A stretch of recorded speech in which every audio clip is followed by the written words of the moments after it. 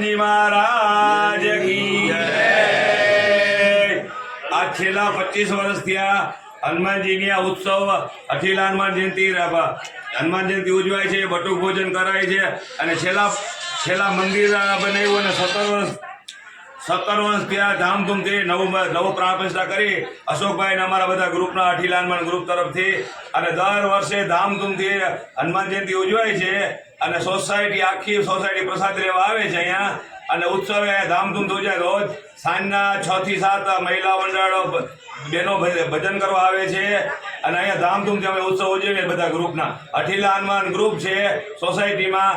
બોલો અખિલ હનુમાનજી મહારાજ કી જય।